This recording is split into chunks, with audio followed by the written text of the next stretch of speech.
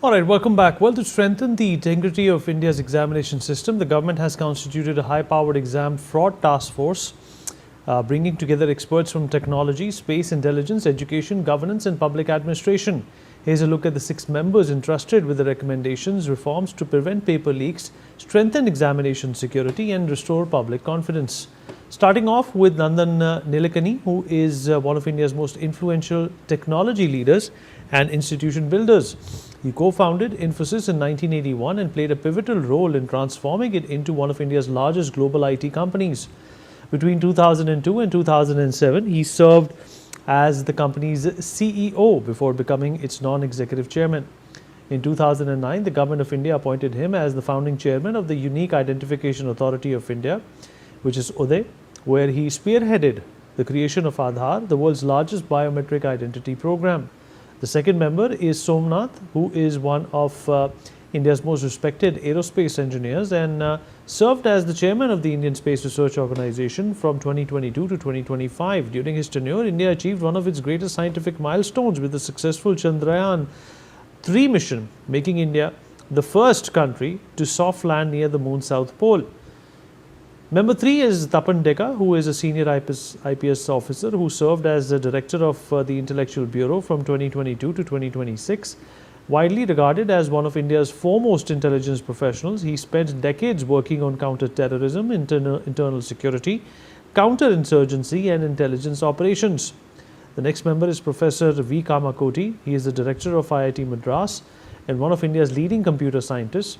He is widely recognized for leading the development of the indigenous Shakti microprocessor program aimed at strengthening India's self-reliance in semiconductor technology.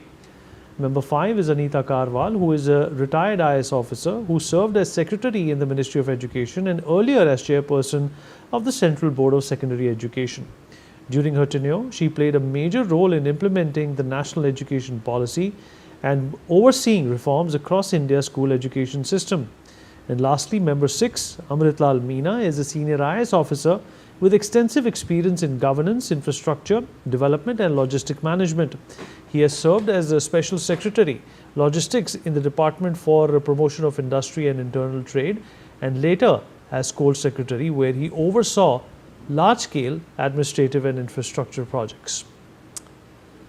At this point in time, we are also joined by Advocate Mahesh Tiwari, Supreme Court lawyer.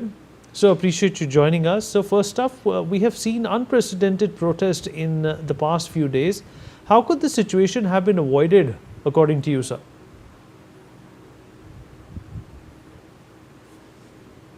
Actually, the thing is, this is not sudden. Actually, phenomenon of question paper leaks, you see, it's not merely an administrative lapse.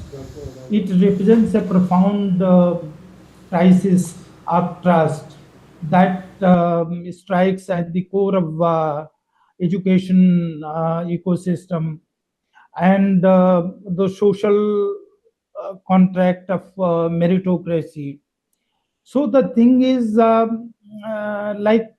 this matter of question leak is not a new phenomena. Actually, I have just retired, and when first I appeared for UPSC examination, even those days people used to talk about question paper leaks. So the thing is, this actually phenomenon has been going on for a long time. Nonetheless, actually, whatever happened just some days back, actually, if you see the kind of issues these people they have been raising about free and fair examination system, that was actually addressed government properly. And how I say properly, you see, in 1924 government formed K Radhakrishnan committee to overhaul entire examination system, and entire NTA system was reformed. And Radhakrishnan committee has given 101 recommendations, and majority of these recommendations were implemented. I think most of the people who are talking about some of the issues relating to exams, they are not aware of those recommendations which either government have implemented or some uh, recommendations which have not been implemented. So just to infuse confidence among the stakeholders, I think government or the department, concerned departments and concerned sections should have been more proactive to oversee the entire system. And before that, let me tell you one thing which is not being talked about anybody, and I haven't seen anything about any of the channels as well. First of all, I compliment you that you have started this program of examination shield, so that people should be aware what government is doing, what we need to do, and what examination centers and other stakeholders they are supposed to do it. First of all, question arises: why papers are leaked? Second thing, who benefits from these leaks? There is also, it has been alleged that there is organized system which is technologically more advanced.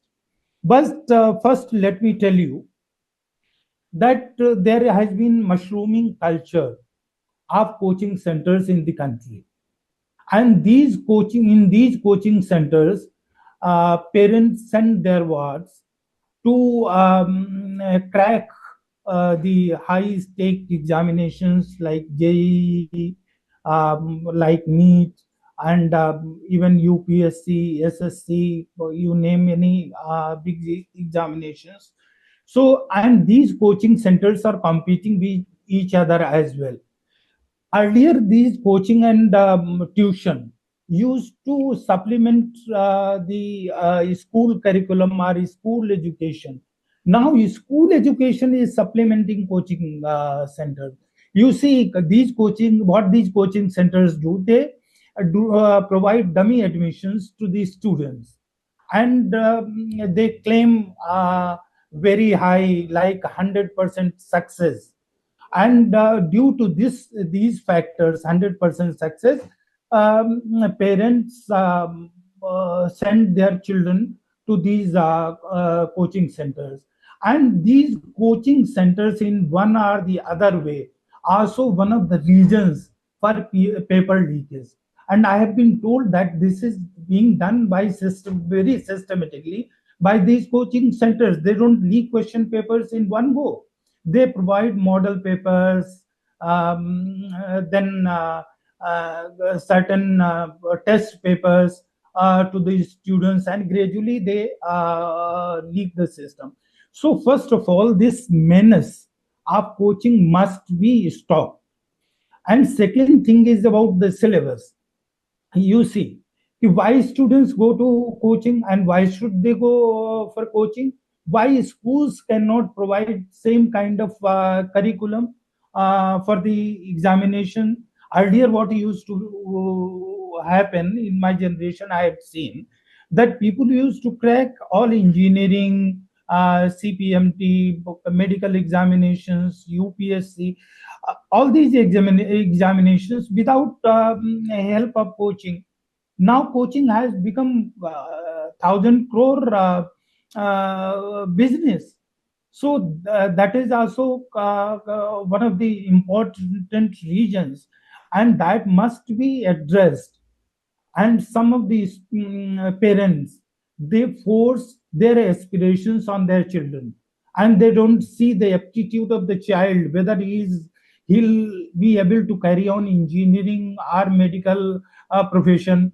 So the failure rate, you just see during the time when I was holding charge of committee on human resource development and education, we have given number of reports.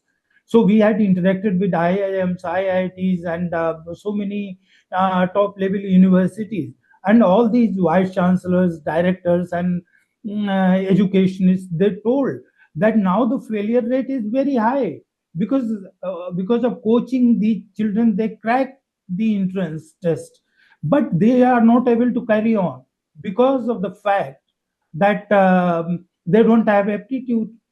So that is also to be seen, and there should be continuous learning and evaluation system throughout the examination. Now 10th, 12th, all these things go into waste. The merit is not considered for any of the examination. So that's why tuitions, coaching centers, they have become profiteering business. Well, so the Newsx has started Mission Exam Shield, where we are talking about suggestions on how to better conduct competitive exams and how to avoid leaks. Can you help with 3 suggestions on how that can be achieved practically? First of all, you see, should I tell you the recommendations of Radhakrishnan report, which are very important, and these suggestions must be implemented fully. First of all, because I have also been in charge of recruitment when I was joint secretary. So now you see, any kind of human intervention that may lead to corruption or lead to paper leakage. So one of the important factor is that there should be shifts to computer based testing as the ultimate safeguard, and that has also been suggested by Radhakrishnan report. I- in this system, what will happen? This CBT platform, it eradicates the physical life cycle of the question paper, replacing vulnerable physical workflow with a high secure digital environment. So it has, and it has to have end-to-end encryption and just-in-time decryption. Because you see, questions drafted by subject matter experts are immediately encrypted using advanced algorithms.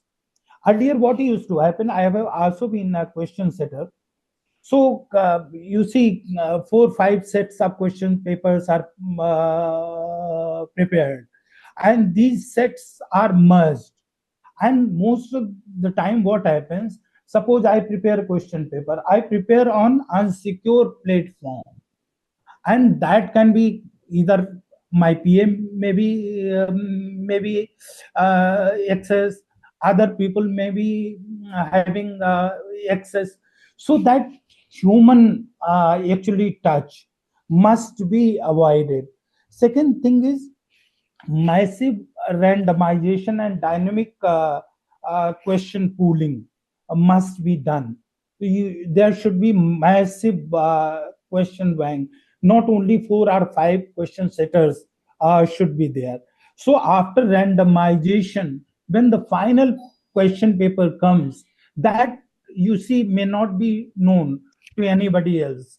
And then secure browser technology and operating system lockdown, that is already suggested, and I think it needs to be followed.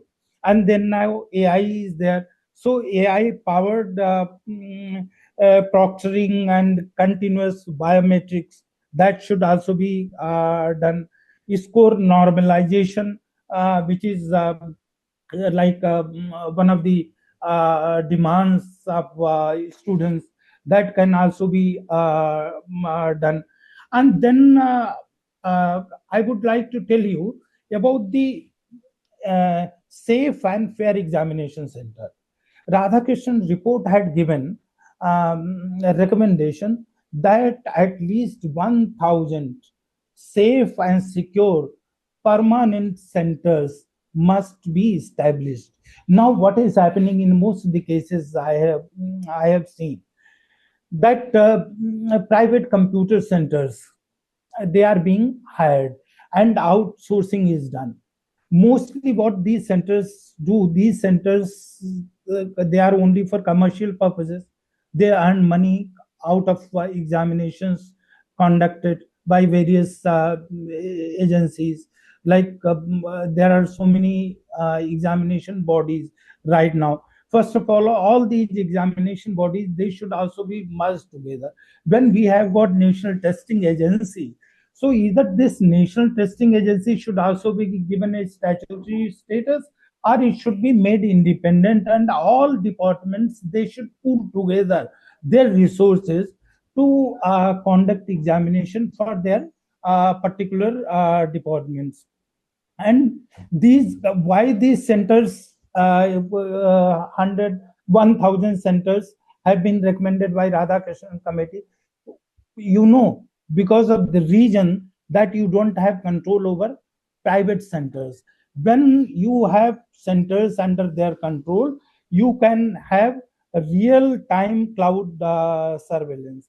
High definition night vision cameras must be installed in every hall and strong room. The feeds must be streamed in real time to a secure central monitoring room, preventing all local staff from turning off cameras or deleting any footage. Then biometric dual officer access, that also be provided.